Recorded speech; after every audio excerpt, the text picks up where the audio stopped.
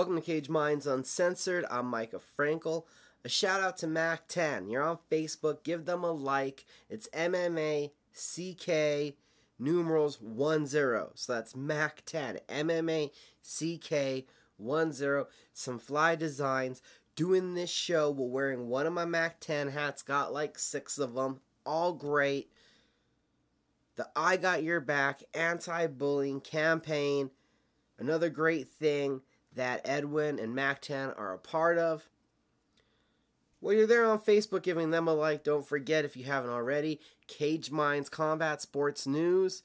Facebook that's on Facebook, Twitter, and Instagram. It's Caged Minds Combat Sports News. We've got a lot to talk about this weekend. I went up, thanks to Mac10, to Val, Colorado, along with Sal Gomez, Gomez Photo Works. That's where you can see the photos.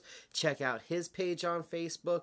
We went on up to Colorado for LFA 39. You know, LFA, the feeder to the UFC. We got UFC news to talk about this week. Fights that they're trying to make. Why are they trying to make these fights? The money that they're trying to move to. Heck, we have the Fox deal coming to an end. Where will the UFC be broadcasting from? There is a whole lot to talk about. We also got Bellator and UFC action this weekend. Not to mention, on our local New Mexico scene, there is a trio of combat sports events, some amateur action, and 2 professional boxing events. Get it all started with Invicta FC 29 took place on Friday. 2 quick notes from that one.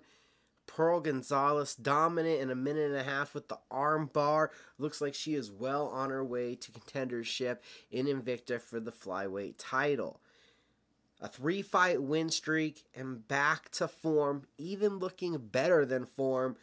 Sarah Kaufman could be well on her way to returning to the octagon. She has that Invicta FC title around her waist. I think 1 or 2 defenses, honestly, will be needed. Something like a 5-fight win streak probably shouldn't actually be needed, but it's what it's going to take before Kaufman gets back in the UFC. Well on her way, though. Really looking good in these last 3 fights. Jessica Rose Clark getting the submission here in the 3rd round over the undefeated German. A very well-rounded looking, sharp Sarah Kaufman, refocused, possibly even just healthy now, looking good. But as I said, Friday night, I was in Vail, Colorado, and one thing that must be talked about from this event was the abomination of a performance by referee Tim Mills. Josiah Reyes had Ryan Mashachev mounted right away in the 2nd round, and it was an unnecessary beating in the amateurs. At least 10, if not more, strikes late on the stoppage.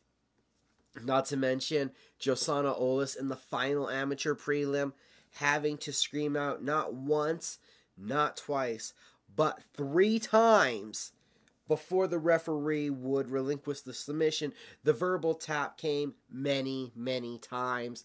An abominable performance, and that was just the amateurs. Now, we can glass over referee Tim Mills for a moment to talk about the rest of the card, because I like to go in order.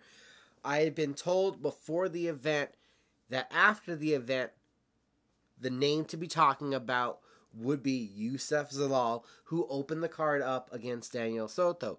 Zalal, a kickboxer, Soto, a boxer. Soto throwing some big heat, and Zalal showing that me being told he was a kickboxer was possibly limiting his skills.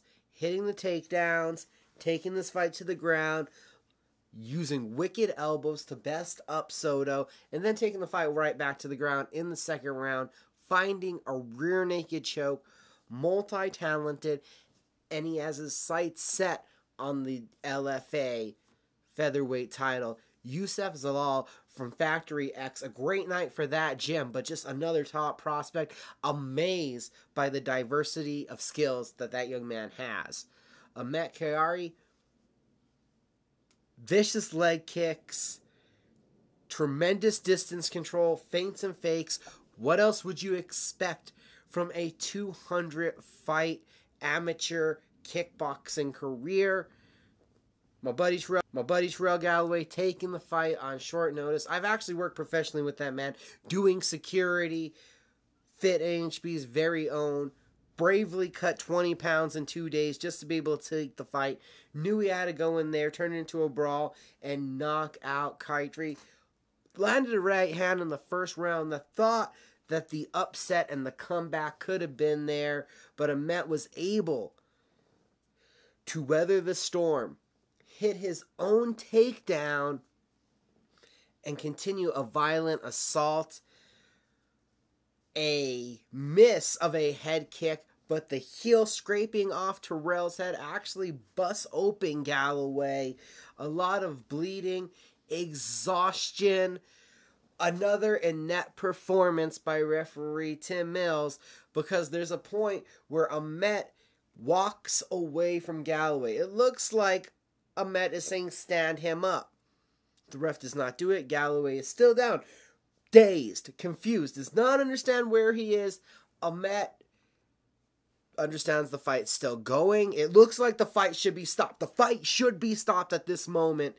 And Ahmet flies right back in with a vicious knee, a la how Anderson Silva kneed to the sternum Chael Sonnen. But Galloway was done by this point. More ground and pound follows up unnecessarily. We make it to the end of the round because Galloway has that much heart, that much toughness, still rolling around even though he's getting damaged and bludgeoned.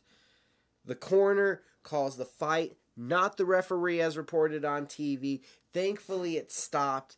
Kayari 7-2 now. This fight was at 140. Maybe we'll see him down at 135. A vicious veteran kickboxer who has been submitted twice but seemed to look very good against the smaller, older, short notice. Ahmet had a great performance. Galloway has to have credit given to him for being able to make weight, taking the short notice opportunity, and showing a lot of heart where guys would have quit. Austin Hubbard benefits from being the hometown fighter in a close fight with Harvey Park. The first round, Park working at his slow, methodical pace, using his leg kicks, cracking right hands.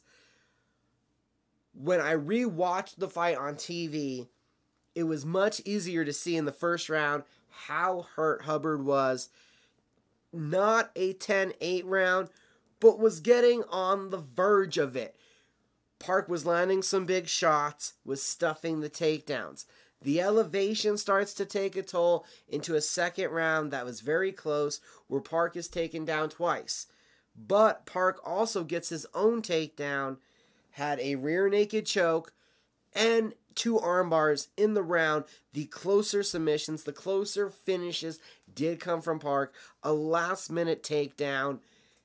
It appears the round could be up for grabs, but that's purely on the takedowns. It was tit for tat on the striking, but Hubbard was the one getting rocked. The stronger punches were being landed on the Park side.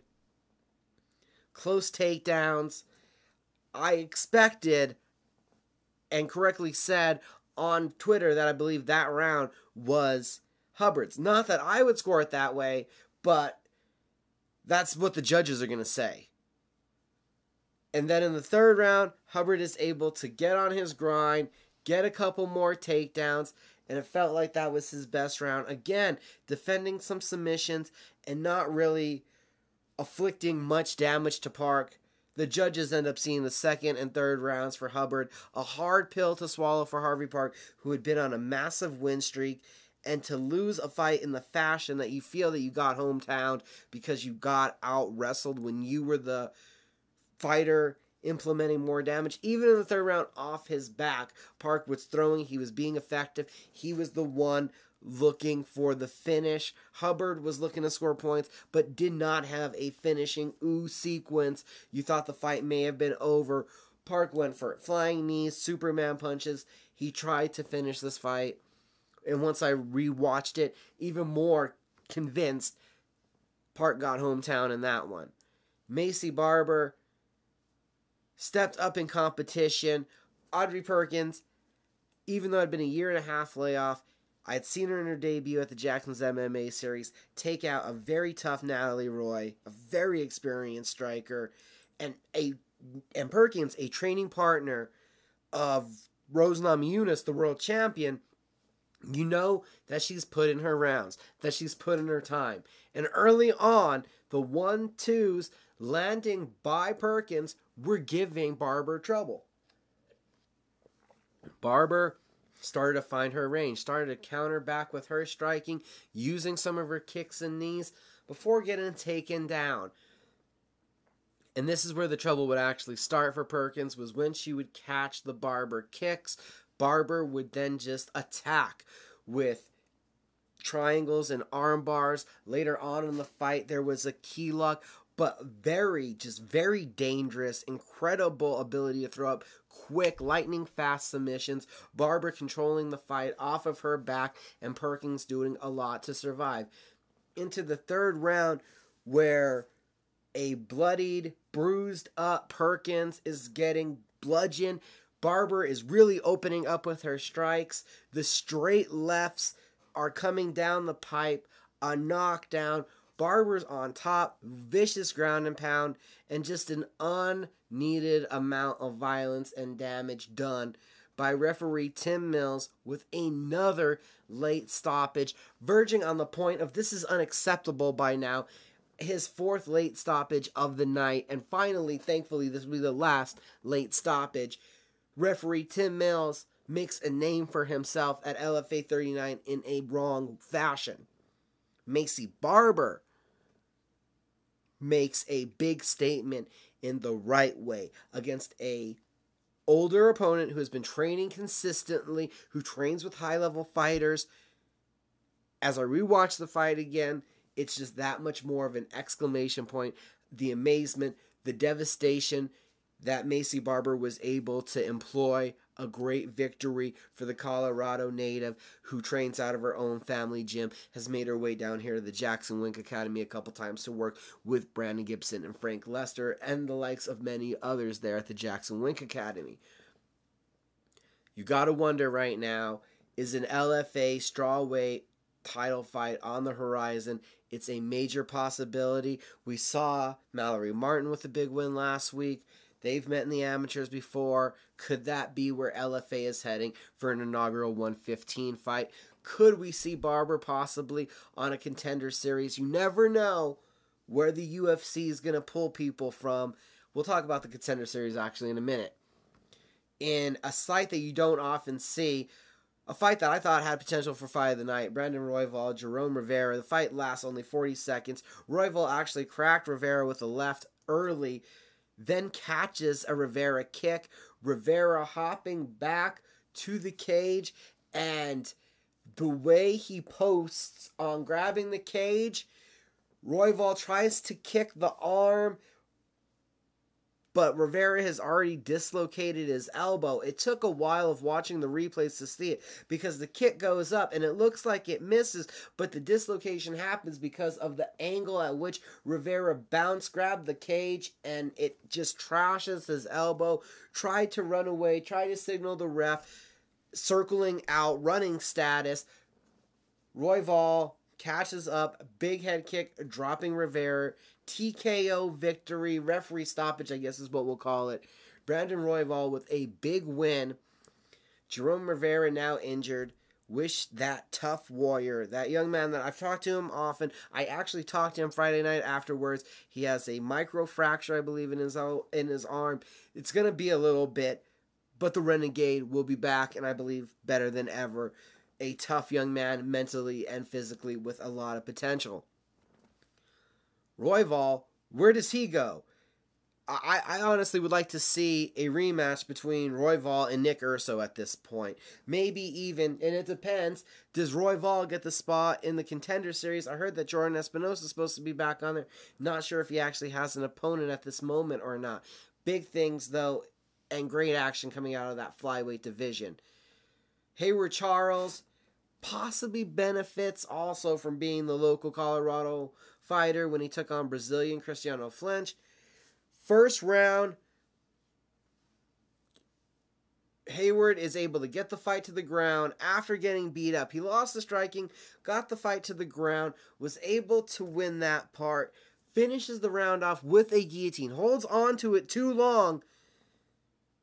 Cristiano may have been asleep, but you don't know if he was asleep from the extra hold on. Was he asleep? They awkwardly go into the second round. And Cristiano is in a bad predicament where Charles has him mounted. Charles is landing big shots, measures an elbow, is mounted, has Cristiano mounted, drops that elbow, and it clearly lands to the back of the head. At this point, there's a stoppage, a warning, fight resumes. The rest of the round, basically, Fianos, he comes out, he starts firing even though he's exhausted. The third round, Hayward just goes to his back, and Cristiano is able to ride out the third round. The judges scored 29-28, all three. The controversy becomes, shouldn't there have been a point taken probably for the clear, lined up illegal strike to the back of the head that was pretty devastating? It should have been a draw. A little bit of good luck for Hayward Charles that he was in Colorado. Another miscue from referee Tim Mills. Good recognition on the illegal blow, but obviously something needed to be done, and it wasn't. We go to the main event. Ian Heinisch comes out kicking. High, low, body. Ate one good shot from Gabriel Checo. Checo trying not to get wild, being tactical. He's able to avoid the big right hand once, twice, but the third time, I think, was the charm. Ian Heinisch, a big right overhand. Looks like it glances off of Checo's temple, ear, drops Checo. Heinisch swarms, and the Hurricane with these piston rapid fire rights and lefts just destroys the Brazilian. Your new interim LFA middleweight champion, Ian Heinisch.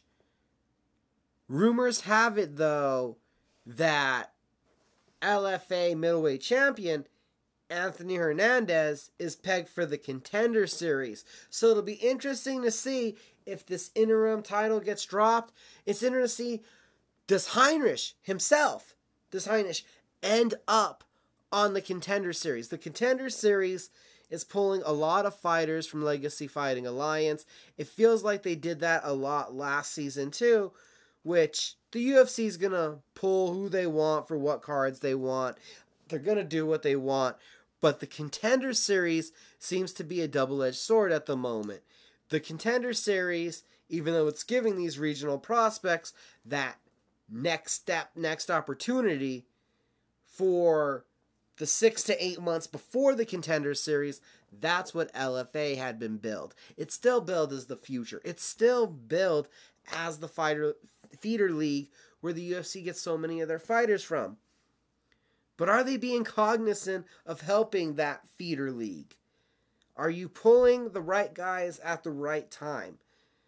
Where you have a feeder league where you have AA, AAA, so on and so forth. In baseball, that's not exactly what we have here with the UFC. The UFC pulls who they want, when they want. And it's not a cohesive feeling that we don't know what's going on. Who's going to be on the Contender Series? Where are you pulling from? I hear that a Glory champion's going to be there. Some of these promotions, even though it feels like the UFC asserts their dominance in a kind of bullying manner, not caring about other people's shows. And why should you? I guess there's a slight thought in my head because these are feeder leagues and they're building up your prospects, giving them that buzz that the media starts talking about, that gets the fans excited about them. How much do promoters want to promote guys that they're going to lose before they get to fulfill the contract? I understand sometimes on short notice it happens, but it just feels like when you look at some of these fights, guys are already lined up to fight and they're being pulled up. Or they're already champions. Glory, middleweight champion, I believe, is going to be a part of the Contender Series Brazil. So the Contender Series just another way that I feel the UFC almost kind of, in a selfish manner, hurts the sport sometimes.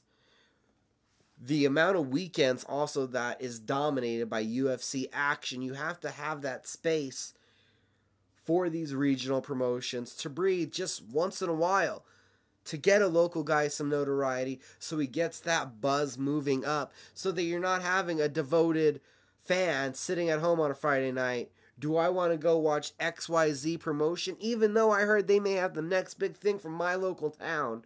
Or do I want to watch the UFC fight that's already on TV because there's always a UFC fight on TV? That bullying manner, it may be going too far at this point to where we're talking about the Contender Series. And now the Contender Series with the new ESPN deal, breaking news about that, January 2019, the UFC has struck a deal with ESPN. So the Contender Series, I guess, is being moved from Fight Pass to ESPN Plus. ESPN Plus, like UFC Fight Pass, a digital streaming service. This service will cost $5. The UFC is now intending to put 15 events per year on this streaming service. Each card will have 12 fights. They're looking for other content. Now, with this groundbreaking announcement that ESPN is in the UFC game of MMA, I know it's a proud day for Dana White. It's a proud day for ESPN to get this deal done. But what it doesn't tell us is it doesn't tell us why we should still keep Fight Pass. Because even in there, in the press release, it states, and you'll have access to previous fights. Well, live content, previous fights, new original content coming up, post-fight shows, pre-shows, countdown shows, all be available on this ESPN Plus. Why do we still need Fight Pass? And better yet, talking about the cohesiveness, let's leave LFA alone from this one.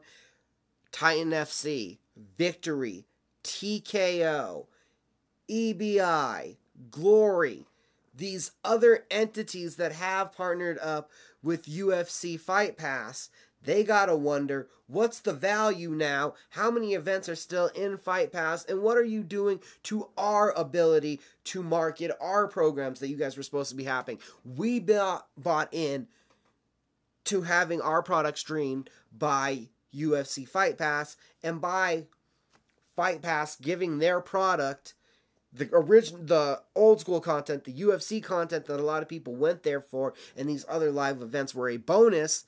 You're now hurting those live promotions. Another mind-boggling move from the UFC. Let's continue to talk about mind-boggling moves from the UFC, because through social media trash talk, it appears that Alexander Gustafsson versus Luke Rockhold is on the horizon of happening. Now, things that make you go, huh? I guess they had a beef. They were talking trash to each other on social media. The UFC looks at Alexander Gustafsson as the number one contender in the light heavyweight division. The only problem is that DC is obviously up at heavyweight now, dealing with Stipe Miocic.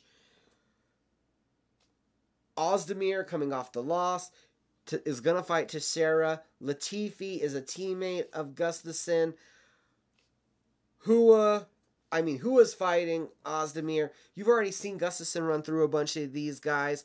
So I guess a keeping him busy fight is right. Just as long as this Rockhold fight isn't as rumored for an interim title.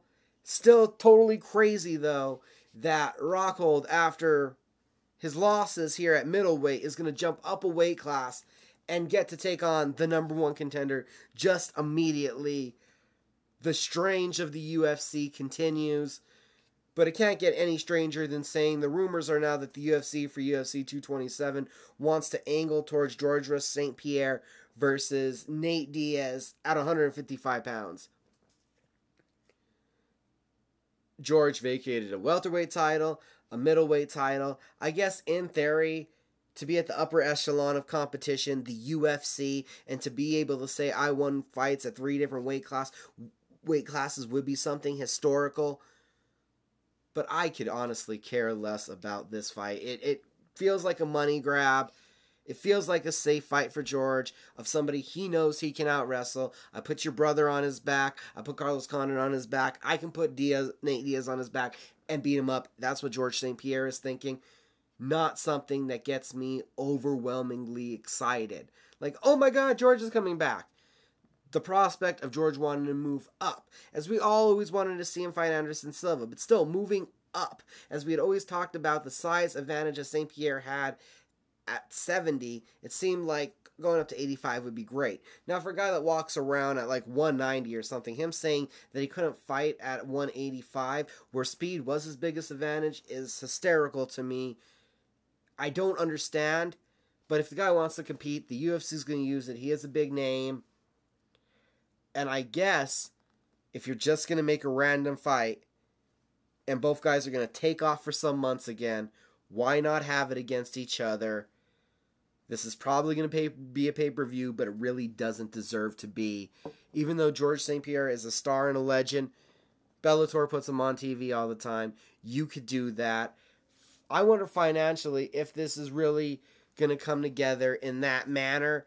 And you wonder, would Conor McGregor's name be involved with either one of these gentlemen if he wasn't in depth with so many legal issues? Or would he be married to Nurmagomedov in a fight coming up soon? But the UFC, WMEIMG, they just got a $150 million deal that they've announced today with ESPN, and they are on that money train. We paid $4 billion, and we got to make it up. That is every move that the UFC makes, because it's every move that WMEIMG is making. They got to recoup $4 billion any way they can. The ESPN deal is scary. This doesn't announce that we're done with Fox. It doesn't announce that it's done at all. This only announces that there's going to be 15 events on this streaming service. We don't really know what's going to happen. Is there going to be a UFC Fight Night on ESPN? Will there be a UFC Fight Night on ESPN2 or ESPN News or ESPN Classic or ESPN FYZ? We don't know. But the rumors before were ESPN was looking into teaming with NBC or possibly even Fox to divide up this plan. So could UFC tonight, UFC on Fox, and still needing to have FS1, FS2, and now having to pay an extra $5 for ESPN Plus? Is that a possibility?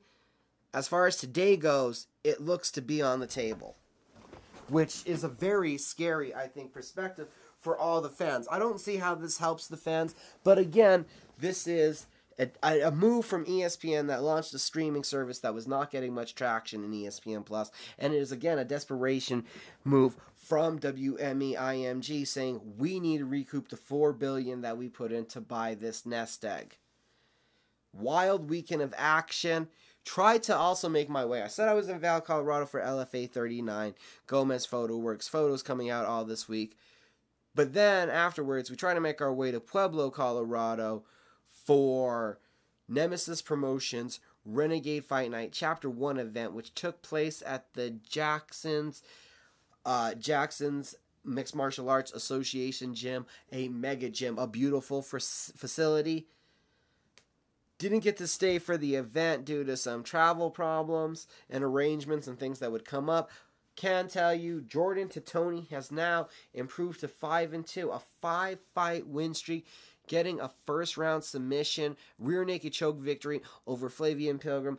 Flavien, it's his first setback as a pro for the Hawaiian former professional surfer. I'm sure that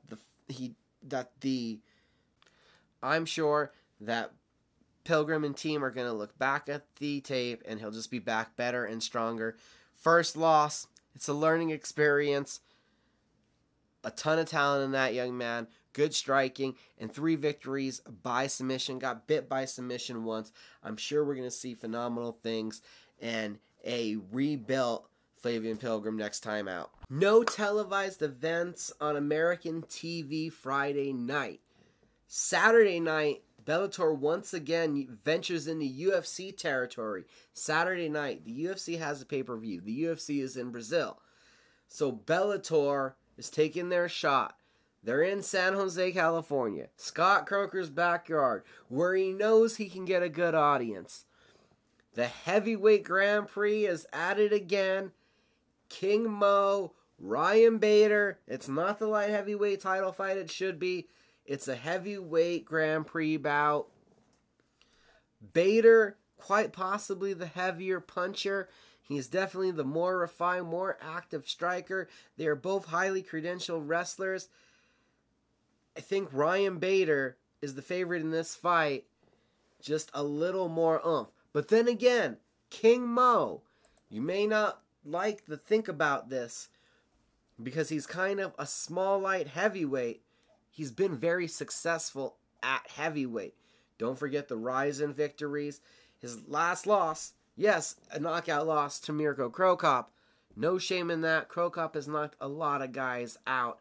At heavyweight, though, we've seen Mo beat guys like Chet Congo. You've seen him be very successful again, going overseas, taking care of Brett McDermott, Augustinos, Progerelos, winning a tournament. Mo has done pretty well bouncing around, even now coming off of the victory over Rampage at heavyweight.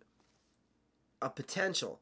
But those heavyweights weren't Ryan Bader. It'll be interesting to see what kind of punch Bader packs, what kind of performance he puts forward, not cutting weight. But the current Bellator 205-pound champion would be my favorite going into this matchup. I just like his want to, his effort, his all-around game. Mo gets lackadaisical and drops his hands at points that you cannot do it. Co-main event, John Fitch makes his Bellator debut against Semtex Paul Daly.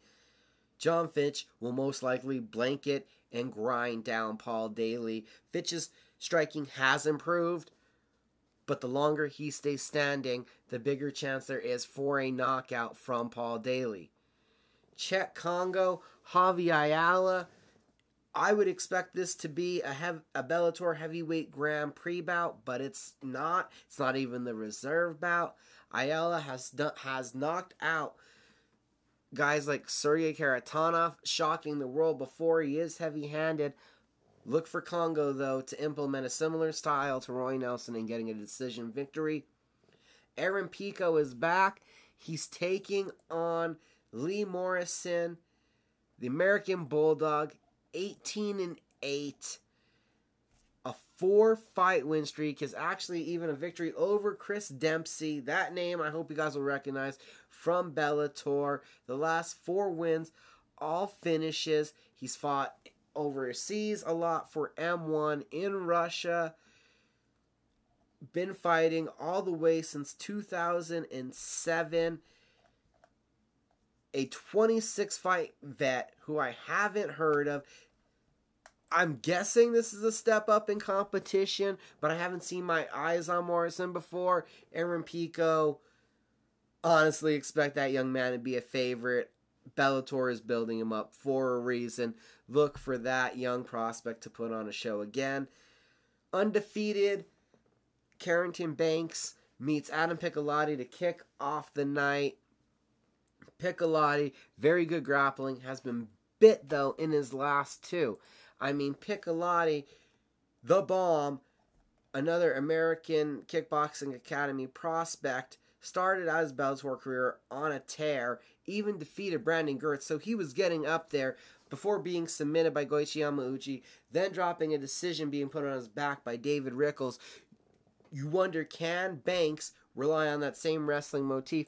Banks 7-0, the cast member from the American Top Team, Black Zillion, Season of the Ultimate Fighter, did win a unanimous decision over Sabah Mahasi in the exhibition bout.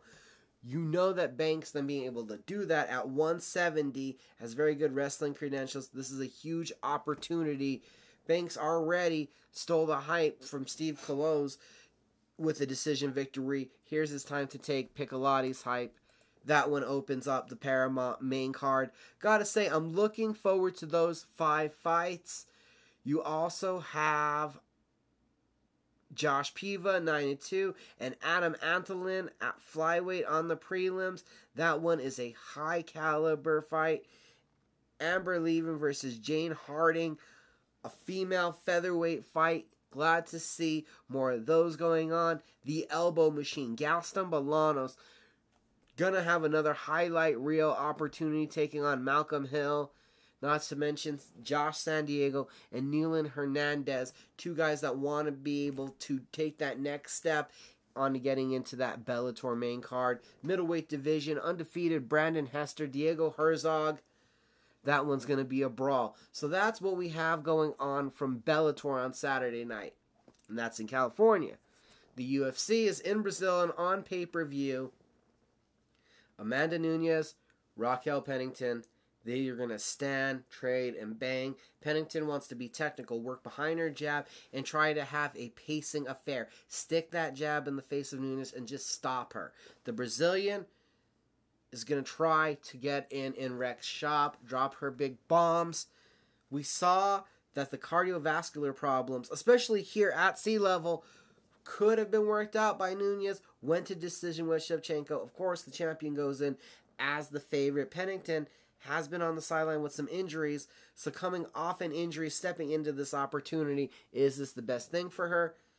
Kelvin Gastelum, Jacare Souza in the middleweight division, the co-main event. Jacare will look to take this fight to the ground or set up big single strikes. If you're Gastelum, you got to be able to use your movement, use combinations, apply the pressure, beat up Jacare, and do the speed over size.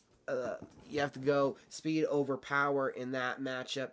Mackenzie Dern gets her third start, I believe, in the octagon, taking on Amanda Cooper, ABC. Dern is going to brawl and look to take this fight to the ground. Cooper would like to use her boxing and try to keep this one standing. John Lineker, Brian Kelleher. Kelleher, well-rounded, scrappy. Lineker is going to look to, again, hunt, stalk, drop bombs. You know it's Brazil, so you got to like and favor a lot of the Brazilians in this card. Lyoto Machida meets Vitor Belfort. Belfort, again, declining. I thought he lost the fight against Nate Marquardt. Still dangerous in the first round. Machida, what does he have left? Machida, worried about his chin, but can the Dragon recapture some magic? Be able to move forward, capitalizing on the victory that he had over Eric Anders. You saw that split decision come. Machida was able to take some big shots. Can he do the same thing against Belfort? Dana White Contender Series, coming off of that, Carl Roberson taking on Cesar Ferreira. Ferreira wants to be exciting and flashy or rely back to his takedown game. I like Roberson, big power, a lot of potential. Junior Albini versus Alexei Oleinik. Albini stays standing, he wins. Oleinik gets it on the ground, he suffocates Albini. Nick Hine is a leg lock master. Davi Ramos is going to look to brawl and keep this one standing. Can Alexei Zaleski force Sean Strickland to open up? That's a welterweight contest. Sultan Aliyev versus Worley Alves. Two big guys are going to be dropping bombs and sucking wind. Worley Alves, don't forget the amount of potential that young man has. Just 11-2. Talis Latest takes on Jack Hermanson. Hermanson showed a vulnerability on the ground in his last fight. That's going to be bad against such a tenacious Brazilian grappler. Alberto Mina takes on Razamiev. And Marcus Pettis, the former LFA middleweight champion, against James Brocknovich. Brocknovich has to be able to take this to the ground. Pettis is going to look to use his big kicks and constant pressure to be effective. So you got the UFC in Brazil, a okay card, a very good main card from Bellator for free. When you look just at the main card for the UFC, and that's what a lot of people are going to do. Opening up the card, Vitor versus Machida is not bad. That is not a bad fight for the position that it's in.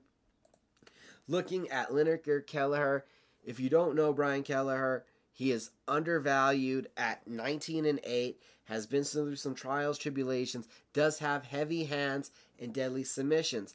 Lineker, this is a fight that could bite him, but it's set up for him to have an impressive victory. They are both active fighters. Look for this to come to a head. That is an entertaining fight. Dern is getting an opportunity to become a star because a lot of people said that she should be a star, that she can be a star. Even though born in California, Arizona, a great Brazilian Jiu-Jitsu practitioner, has a huge follower from her Brazilian Jiu-Jitsu competition days, looks to make it big there in Brazil. Souza, Gastelum. Gastelum is tenacious. He needs to win a fight like this to get a title contention. Jacare punches his ticket to the winner of Romero versus Whitaker with a victory here. A huge fight for Jacare. That main event, Nunes has had the experience against Shevchenko. It's a different level of striking. I think she'll be ready for what Pennington has, even though Pennington's boxing is going to be different. The reach advantage, the championship mindset, and those rounds put in a close fight, I give the advantage to the champion, Amanda Nunes, to retain against Raquel Pennington. The local scene is crazy busy this weekend. You have School of Hard Knocks Promotions presenting Chaos in Clovis 2. Sal Gomez, along with special reporter Josh Hatta, head coach of Santa Fe Lights Out Boxing, will be on the scene covering that event right now. Rudy Montenegro versus Joel Vasquez, 2 pro debuters.